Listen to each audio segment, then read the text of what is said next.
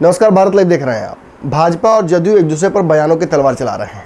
जहां एक तरफ लॉकडाउन लगाने पर नीतीश कुमार के कुआं द्वारा फटकार लगने पर सीधे तौर पर संजय जायसवाल ने फेसबुक का रुख करते हुए हमला बोल दिया था और यह कह दिया था कि बिहार सरकार के जब मीटिंग हुई थी जिसमें राज्यपाल मौजूद थे और सभी दलों के प्रतिनिधि थे, वहां पर जब राय दी गई भाजपा के द्वारा तो उस राय की सीधे तौर पर अनदेखी की गई थी। इसके बाद भी उन्होंने फेसबुक का रुख करते हुए नाइट कर्फ्यू पर नीतीश कुमार के सवाल खड़े किए थे, जिसके बाद बताया जाता है कि नाम लेकर बकायदा उपेंद्र कुशवाहा ने नीतीश की तरफ से मोर्चा संभाला और सीधे तौर पर संजय जायसवाल को कटघरे में खड़ा कर दिया और उन पर यह आरोप भी लगा दिया था कि वो राजनीति कर रहे हैं।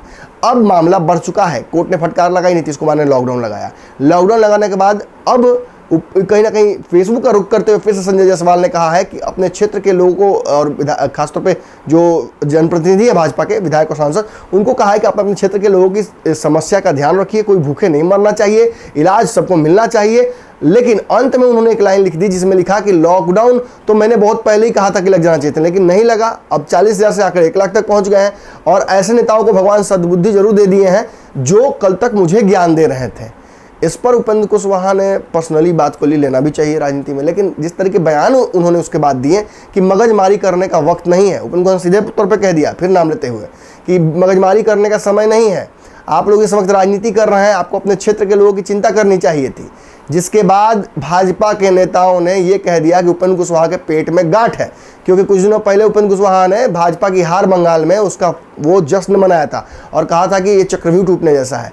अब मुकेश शर्मा हो या कई भाजपा के बिहार के प्रवक्ता, इन सभी ने सीधे तौर पर उपेंद्र कुशवाहा के खिलाफ मोर्चा खोल दिया है। संजय जायसवाल ने भी अपने फेसबुक पोस्ट के माध्यम से ये नाम तो नहीं लिया, लेकिन उन्होंने दिखाया कि कैसे वो अपने क्षेत्र के लोगों के लिए काम कर रहे हैं। और इस दौरान आपको पता ही है कि उपेंद्र कुशवाहा दिल्ली में क्वारंटीन है, वो हवाला दे रहे हैं कि उनकी पत्नी और उनके बेटी को हो गया है कोरोना, जिसकी वजह से वो नहीं आ सकते हैं सामने। यानी सीधे तौर पर भाजपा उनको सवाल खड़े कर रही है, उनको क्वेश्चन कर रही है, उनको कटघरे में खड़ी कर रही है।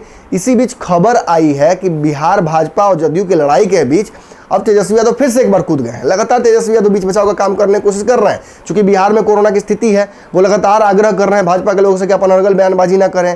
ललन सिंह को भी कल उन्होंने तबियत से भेजा था। ललन सिंह ने आरोप लगा दिया था कि तेजस्वी यादव बिल में छुप जाते हैं जब कोई बिहार में समस्या होती है। तो अब इन सारे मुद्दों पर नीतीश कुमार को भी उन्होंने नसीहत दे दी है कि भाजपा से लड़ने के बजाय बिहार के लोगों के लिए चिंता कीजिए। और साथ में एक प्रेस रिलीज के माध्यम से उन्होंने बहुत सारी बातें कही हैं। क्या कुछ कहा है सुन लीजिए। तेजस्वी यादव की तरफ से प्रेस रिलीज जारी करते हुए चित्ररंजन कहते हैं, केवल गाल बजाने वाले लोग बिहार को गुमराह कर रहे हैं। 16 वर्षों के शासनकाल में एनडीए सरकार द्वारा क्या किया गया है, सबकी असलियत अब सामने आ चुकी है। राज्य प्रवक्ता ने जदयू सांसद ललन सिंह जी से पूछा कि स्वास्थ्य विभाग में उपलब्ध आज के आधारभूत संरचना में एनडीए के 16 वर्षों का शासनकाल का क्या योगदान है। आज भी कोरोना के इस कहर में आधारभूत संरचना यदि दिखाई पड़ रही है तो वह सब एनडीए सरकार के पूर्व की हैं। जिस पटना एम्स पर एनडीए दावा करती है वह भी गलत है। यही सही है कि पटना का एम्स खोलने का निर्णय अटल बिहारी वाजपेयी जी का नेतृत्व में एनडीए सरकार के समय लिया गया था, लेकिन इसे मूर्त रूप डॉक्टर मनमोहन सिंह के नेतृत्व वाली यूपीए सरकार के समय दिया गया था, जिस सरकार में लालू जी मंत्री भी थे। राज्य प्रवक्ता ने कहा कि इससे शर्मनाक बात क्या हो सकती है कि बिहार में डॉक्टर और अन्य स्वास्थ्य कर्मियों के पद अभी भी खाली हैं। उन्होंने साफ तौर पर कहा ये नेता केवल गाल बजाते हैं। अब देखिए ना किस तरह से जदयू और भाजपा के लोग आपस में एक दूसरे पर हमलावर हैं, जबकि उन्हें वास्तविक मुद्दा जो बिहार में समस्याएं हैं लोगों की उसको एड्रेस करना चाहिए था। इस वक्त वो एक दूसरे पर आरोप प्रत्यारोप लगा रहे हैं। इससे नुकसान तो बिहार की सरकार का हो रहा है, बिहार की जनता का हो रहा है। बिहार जो सरकार है वो तो केंद्र पर कहीं ना कहीं लांछन लगाती है, केंद्र सरकार बिहार सरकार पर लांछन लगाती है। हकीकत को स्वीकारते हुए बिहार के लोगों की जान और कैसे बचेगी इस पर खास तौर पर चिंता करनी चाहिए, जो कि ये सरकार नहीं कर पा रही है। तेजस्वी यादव की तरफ से मोर्चा संभाला गया है और सीधे तौर पर भाजपा और जदयू की इस खींची माथापची जो भी शब्द क्वाइन कीजिए, क्योंकि खुद तो नेता ही ये बात कह रहे हैं, बिहार की राजनीति में मर्यादा बची कहाँ है। जदयू और भाजपा जो कि एक साथ चल रहे हैं और रोज इस तरह से लड़ रहे हैं जैसे कोई पति पत्नी के बीच तलाक होने वाला हो और वो आपस में लड़ते हैं।